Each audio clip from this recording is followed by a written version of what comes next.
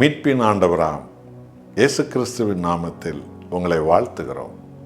தவக்காலம் அனுதினமும் பாவங்களை விட்டுவிடுகிறேன் என்று மனவருந்தி மீட்பராம் இயேசுவிடத்தில் நம்மை அர்ப்பணித்து திறக்கப்பட்ட ஒரு விழாவிலிருந்து வடியும் பரிசுத்த இரத்தத்தால் கழுவப்படவும் அவருடைய ஜீவ தண்ணீரால் நாம் எல்லோரும் பரிசுத்த ஆவியின் அபிஷேகத்தை பெற்று மறுரூபமாகவும் செய்கிறது.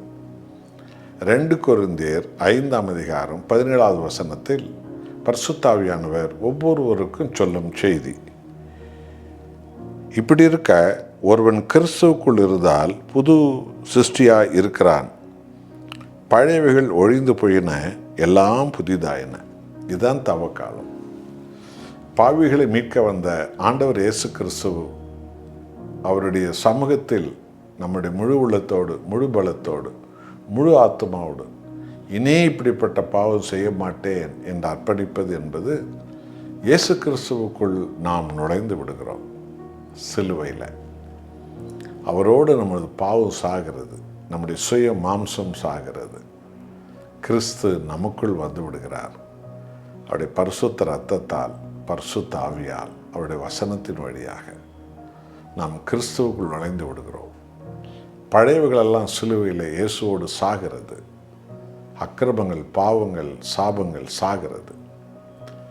இயேசு கிறிஸ்துவுக்குள் உயிர்த்தெழுதல் உண்டாகிறது, அற்புதம் உண்டாகிறது, ஆசீர்வாதம் உண்டாகிறது, புது சுகம் உண்டாகிறது, புது பலன் உண்டாகிறது.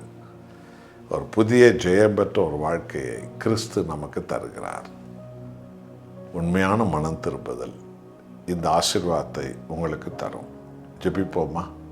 நல்ல ஆண்டவரே, பாவிகளை மீட்க வந்த இயேசுசாமி, கெட்டுப்போனவர்களை ரட்சிக்க வந்த இயேசுசாமி, இதோ உமது பாடுகளுக்குள் உண்மையாய் மனம் திரும்பி பாவத்தை விட்டு விடுகிறோம் என்று அர்ப்பணிக்கும் போது உம்முடைய இரத்தத்தால் நாங்கள் மூழ்கடிக்கப்படுகிறோம். நாங்கள் உமக்குள்ளே, நீர் எங்களுக்குள்ளே வந்து விடுகிறீர், எல்லாம் புதிதாக மாற்றுகிறீர். இந்த தவ காலத்தில் ஒவ்வொருவரையும் புதியவர்களாக மாற்றி மகிமை அடையும். இயேசு நாமத்தில் பிதாவே, ஆமென்.